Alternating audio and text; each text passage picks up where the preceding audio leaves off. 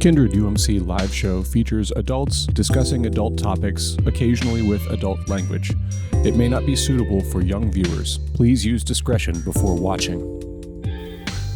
Hello. Welcome once again to the pre-recorded Kindred UMC live show, coming to you not live but pre-recorded from my front room, aka Kindred Studio A. My name is Chris Hayden. I am the pastor of Kindred UMC. Hi, I'm Courtney Young. I'm the Director of Community Engagement at Kindred UMC. Hi, I'm Preston, and I had a long spiel for this, but I'm just going to say one word now. Stretch. Why is your thing stretch every week? What? Every week. You've said stretch multiple weeks in a row. I don't believe that's true. Call in if I'm. But you can comment down below, and you can go back and look at all of the other videos Pretty and sure comment he down has. below. I don't think that's you true. say the same thing every single week. Because I have a job title Me too. to say every single week. Yeah, you loser. Stretch. We are continuing our. It's really hard to call it a series if we're only doing 2 weeks on gratitude, but we are going to talk about gratitude. So we talked about gratitude last week, and we're going to talk about it this week, but it's going to be a little different. I'm going to take a little slight turn on this one. All right. So and even though we're recording this before Halloween, will be released right before Thanksgiving. So this is the Thanksgiving episode. Remember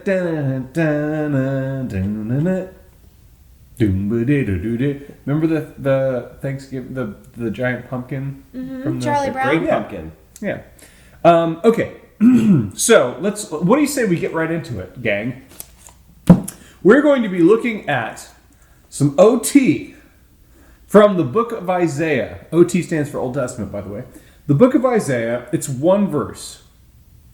It's Isaiah chapter 45, verse 7, and it sounds like this. This is Yahweh speaking through the prophet Isaiah. Yahweh is the name for God, for those who don't know. Okay. So Yahweh says, I form light and create darkness. I make well and create woe.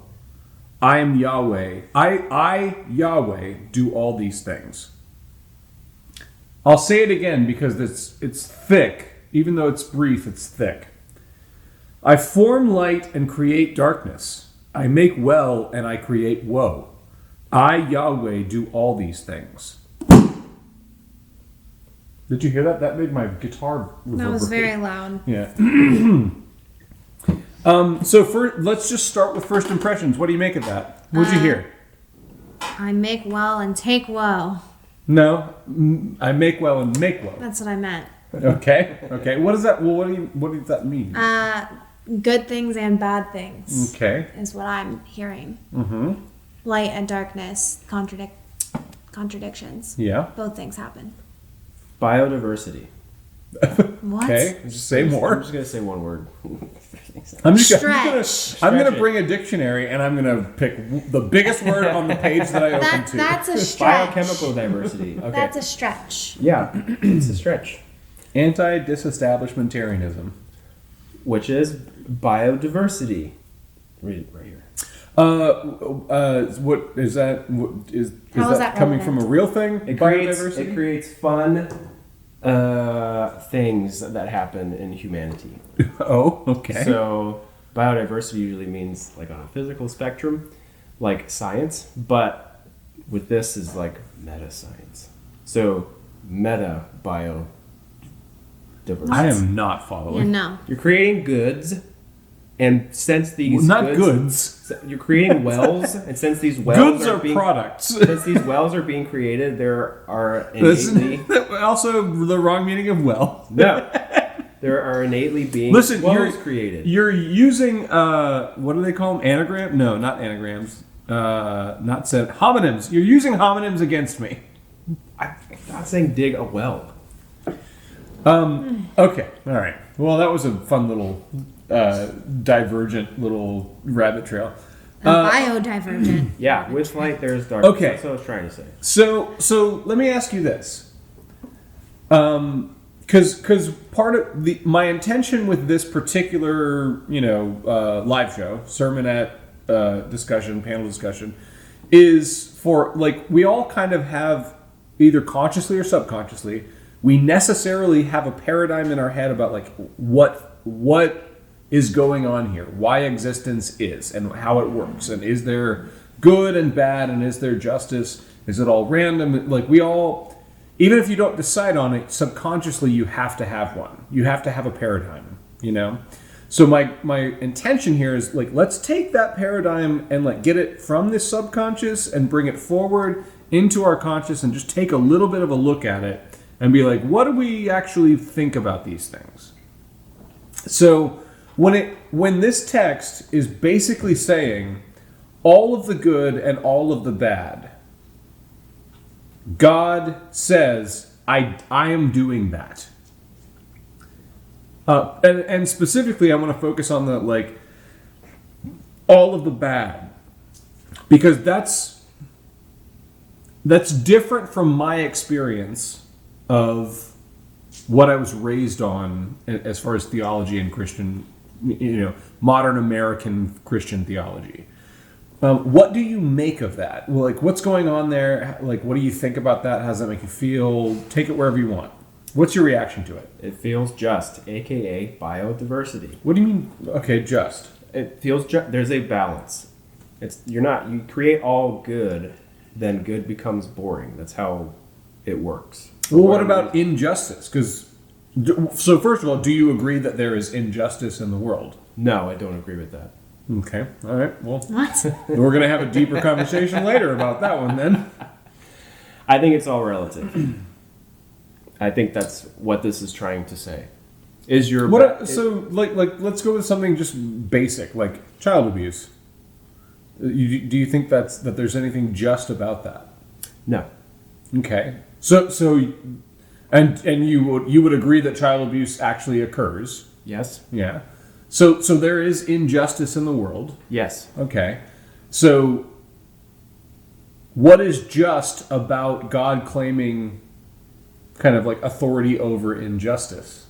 Like this is a deeper problem than I think it's not just this is a deeper problem that I think gets in the way of a lot of people having faith and having some kind of relationship with existence. Like, I think a lot of people have this problem. Like, if there's a good God and there's injustice or evil or darkness, then there cannot be those two things existing at the same time. And I know that there's injustice and darkness, so there must not be a God. I think that's where, I don't know that they reason it out that way. I don't think anybody, I don't imagine most people have, 50 hours a week to sit around and think about this stuff like I do. Like, I get paid to think about this stuff. But I think that's what's going on in a lot of people's heads. And here we have a text that says, God is saying, I do all these things. I create well and create woe. I make light and darkness. What do we do with that? Or what do you do with that? You're supposed to teach with it, I thought. What do you mean?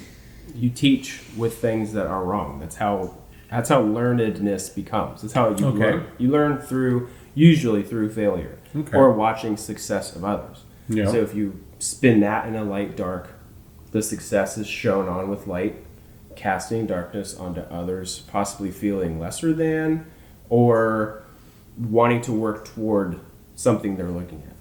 Okay. I don't think you need to spin it at all. So I kind of disagree with you. You don't like to spin? No, I don't. I don't know. At least for me and my own trauma and things that I have been through, and there's definitely been moments where I've been very angry and very frustrated about those things. But at the end of the day, when I think about my purpose, when I think about why I'm put on this earth, when I think about the things that matter to me, it always comes back to your story has inherent value, and empowering yourself and others to share it is what matters. And so for me, there are things in this world that are really shitty and that really suck, and it's hard to rationalize that God does those things. But then, and particularly with my own stuff, it's hard to rationalize that God had a hand in that. I believe that God was in the room and watching and didn't do anything about it, but I also know that I wouldn't be where I am. I wouldn't have the exact unique gifting and purpose that I have. I wouldn't have the exact same life goals or mission if I wasn't able to share my own story because of the things that had happened to me. Yeah, there's some... So you believe in injustice? I definitely believe in Yes. injustice. To eke out a story of either success or... I don't think you it even learn. needs to be that. I think you That's what can you just... just said. Well, you can believe that injustice exists and leave it at that. Why? Why does injustice exist? No, why just leave it at that? That's what we're Because we don't have to twist every, like, sad thing into something that's a positive spin. Okay. Yeah. So okay. We're getting somewhere, I think. Uh-huh. There is a temptation, I think, in easy Christian theology to that, and we talk about it a lot, so it's probably nothing new if you've been watching our stuff. There's this temptation to say, I had my car stolen. That's a real thing that happened. I had my car stolen. Forgot about that. Everything in the car was stolen from it. Like, it was an overall, like, I can't say the word situation. It was a bad situation. And there was, like, nothing good about it. And to this day, nothing good about it came. It cost me money. They used the car to commit crimes where they literally shot weapons at people. I can't imagine anything good that came out of it. Unless you go like, oh, well, I guess I learned to be safer. It's like, well, okay, well, I wouldn't have to be safer if there were, car thieves out there. The argument is, ridiculous. This idea that and Christian theology says well, you don't know. Maybe if your car wasn't stolen, there would have been a car accident on your way home. Everything happens for a reason. Yeah, and that's shallow, lame, unnuanced, unintelligent. That's not the answer. Don't go down that road. Don't settle for that. It's ridiculous theology. That's not it. That's not the answer. But there is something about. So here's an analogy that I've used in the past. In fact, this is great because it's Thanksgiving Sunday. Okay, all right. So several Thanksgivings ago, I wanted to make. I was hosting Thanksgiving at my house. I like to cook a lot, and I wanted to make a smoked crown roast of a rack of lamb. Okay, and so Thanksgiving's on a Thursday. So on Monday, I had to go to the store and get all of the stuff. I had to buy the rack of lamb. I had to buy all the ingredients for the marinade. All the ingredients for the stuffing, I had to get everything, okay? So that was Monday. So I go to the store and get all the stuff. And then Tuesday, that's when I have to, actually French the bones for the lamb, because it doesn't come, you have to, actually, It's a nasty animal. yeah, you have to butcher it and French the bones and make it look pretty and arrange it. Okay, and then on Wednesday I had to make all the I had to assemble the marinade and put the lamb in a bag overnight so that it would be marinating, so that the flavors would get in overnight. And then on Thursday, actual Thanksgiving Day, I have to get up. And I had to soak the wood chips overnight. There's all this preparation, and then on Thursday when it's ready to go, I actually have to you got to cook it low and slow on a smoker. So you're smoking, you're trying to imbue the meat with smoke. Then I have to get all the dressing together and all that, and then so I arrange it in the crown, smoke it for a long time. And then at the last stages, right before I serve, I pull it out, put the stuffing in the actual top of the crown roast, and put it in the oven and finish it in the oven so that the stuffing will kind of take on some of the lamb flavor, some of the smoke flavor. And then after all of this, I take it and I serve it. And you don't serve it yet. You have to let it rest. Let it rest. So that all this stuff is all these multiple steps over several days. And then when I finally cut into the lamb, it's perfect. It's tender. It's flavorful. I can taste all of the flavors from the marinade that have penetrated because they had 24 hours to get in there. I can taste the smoke from the wood and like the slow smoking. It feels tender because it's been cooked slow. Like all of this. Here's what I'm saying.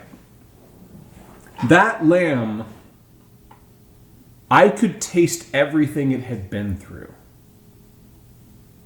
Because it had absorbed all of the trial and tribulation and all of the nonsense that it had to go through. It absorbed it, it incorporated it, and it made it part of its flavor and part of its texture and part this is what I think we are called to do as Christians. Mm-hmm. And so often what we actually try to do is ignore the stuff we've been through so that we don't absorb it and we don't take it on. And yet, here this text comes that says, no, everything you're doing, everything you're going through, I am the Lord and the God of all of these things. And so there's this challenge of how do we begin to actually turn and face and address the things? How do we incorporate a relationship with existence that also has injustice and abuse? Because if we don't do that, then we end up bland and flavorless. And I mean, you've met these people, I'm sure. I know that we have talked about these people. Like, you've met people like that who are just like, you should be so much more interesting and so much more gracious and so much more kind than you are. And instead, you're just this kind of like flat piece of wood. Like, what happened? And like, there's something about... So you know, how do we begin to incorporate? There's a God who is witnessing what's happening and not stopping some of the worst of it, you know? And how do we incorporate some of the worst that's like? And again, this is couched under the idea of gratitude. Like, how can we be grateful for this God who allows these things to happen? My gut instinct and the first thing that pops into my head, and it's because it's what I had to do, is grief. You have to allow yourself the time and space to grieve, to feel those feelings of sadness, anger, frustration, fill in the blank with whatever the words are for you. But if we want to claim that we have a relationship with a creator, if you're in a marriage or friendship and you're frustrated or angry or hurt by somebody and you repress it, what does that do? It like dissolves the relationship. It creates distance. So you have to give yourself that time and space to feel those things and sit in those things and hash that out with whatever. I think that what you just hashed it out is critical for me. You also have to bring that beef to the person or creator in this case that you have a problem with. And I think that's the place where I think we have a lot of malfunction and dysfunction in our I think relationship it's that, and I also think, at least for me, like a lot of what kept me from doing that initially is this idea of believing that you're worthy of feeling those things, like giving yourself the time and space to actually feel those things, validating how you feel, believing in your own self. Well, I'll say it's hard because I went through a pretty dramatic experience of this in a very formative part of my life. And when I remember before then, it's actually really hard to believe that this can make a difference. Mm-hmm. It's very hard. Especially when you're taught your whole life growing up in the church that you shouldn't be angry at God. Oh yeah. So that alone is a pretty horrific hurdle to clear. When you're taught you can't talk to God that way, or it's implied, or like that, well, God is perfect, so God can't make a mistake. So why would you ever be upset with God? Or the option's just never presented. Yeah, which was my experience. Yeah, I think there's a mix of both of those going on right now. With rare exception, there's not a lot of churches that I know of, and a lot of pastors that I know of, who would ever say, like, you can't talk to God that way. Right. They wouldn't say it, but they wouldn't present it as an option either. Right. And there would be some implication in the overarching theology that somehow that would be a bad way to do it, you know? When in fact, in my experience, it's the only way through. The only way to have a relationship with God in my experience, that means much, that like matters significantly, is to actually bring my beef, like bring my like, hey man, you said you're a God of redemption, you said you're a God of rescue and a father to the orphans and you said all these things about yourself. I didn't say this about you. You told me that this was what you are. Well, I have direct proof that indicates the other way. Like, you didn't save me. Mm-hmm. You didn't help me. And it wasn't until I was able to get into that space with God that I actually feel like I met and started to have a true relationship with God. And it's not to say, it's a little bit like a dating or a marriage relationship, actually. Like, it's very similar. Like my wife and I fight. Like we don't like each other all the time, but we're also committed to each other, and when we're building something together, and our foundation matters to us, and so we're willing to kind of tolerate the dislike in order to get at something that's deeper and more meaningful. And I would say there's something that is necessary about that with God. Mm-hmm. Like we have to be able to tolerate the dislike of how God does things. And the only way you can do that is if you can tell God, I hate the way you handled this. Right. Like what are you doing? Like, this doesn't make any sense to me. And then there's actually, and again, a difficulty of the belief that there's actually something that can happen when we do that. That, I think that is a thing. I think most people are like, yeah, that would be nice if that worked. Yeah, have you tried it? Have you actually tried being really honest? And like actually, and like meditation is the other thing. Like sitting and being still, that's not gonna do anything. Like, have you tried it? Like, give it a try. Spend 30 minutes in the morning doing it, like being in silence and actually like these are practices that are ancient and they're resilient throughout history and throughout cultures for a reason. It's because it works. And this is one of those things, I think. Any final thoughts? I'm taking this as a forbearance and a warning then. Like, okay. You're hearing the passage now after this, like, tumbling through it. It sounds like, hey, don't forget. Versus, I'm this good guy, I throw confetti, we have fun, and right. You're going to feel so much happier after. Party God! Yeah, you're going to Buddy Jesus! Yeah. Like, you're going to feel so much happier after... ... And there's you never explore the after what, and then that kind of when's it gonna come? Correct. Yeah. And there's something about so like more modern theology tends to attribute anything bad that happens to Satan. Yeah.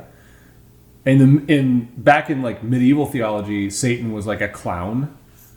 In a lot of art and a lot of poetry and plays and stuff, he was like the guy that comes out on stage and like farts in the punch bowl, and everyone goes like, "Ah, you idiot!" Like that's who. But then later in more modern theology, we imbued the character of Satan with all of this power to cause. But like this is some old school real stuff. It's like no, Yahweh is saying no. I claim responsibility for everything that happens. And also, I am good and loving and gracious. And that's going to be hard to reconcile. Yeah, as a warning and a teaching moment, follow suit. Claim the forbearance. Yeah. Explore yourself. Yeah. Stretch. Claim biodiversity. If you have to be different, we're back on biodiversity. I'm saying it. I had a point when I said it, and it kind of fell moot. Don't say mute. Moot. Like a cow's opinion. Moo. Like a cow's opinion. It fell moo to all of this. Like a sea cow's opinion. Go cows. The engaging, I think, is the important part.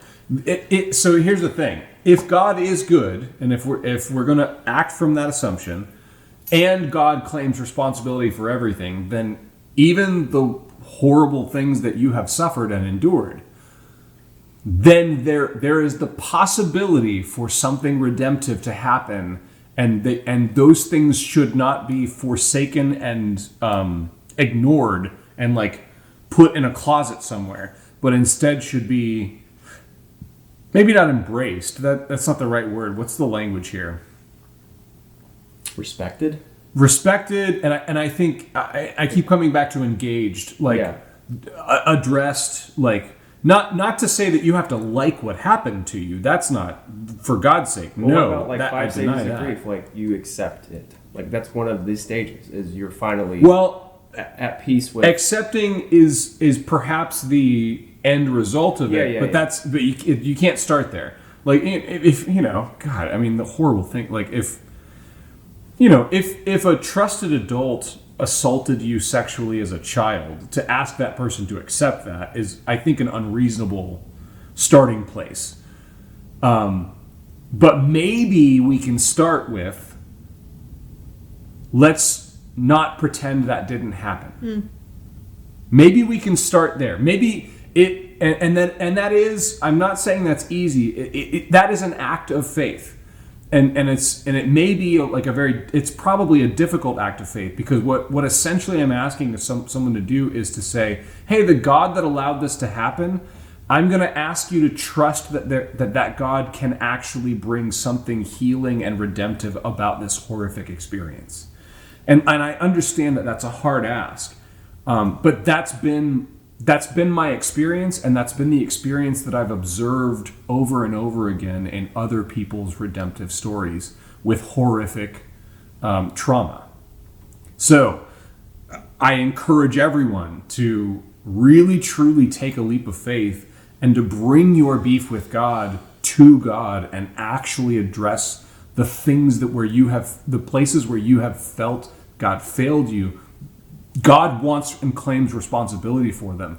Bring them to God. God is trustworthy. God is gracious. God is redemptive. It is the way forward, as best I can tell. So, may the Lord bless you and keep you. May the Lord make his face to shine upon you and be gracious unto you. May the Lord lift up his countenance upon you and give you peace. Amen.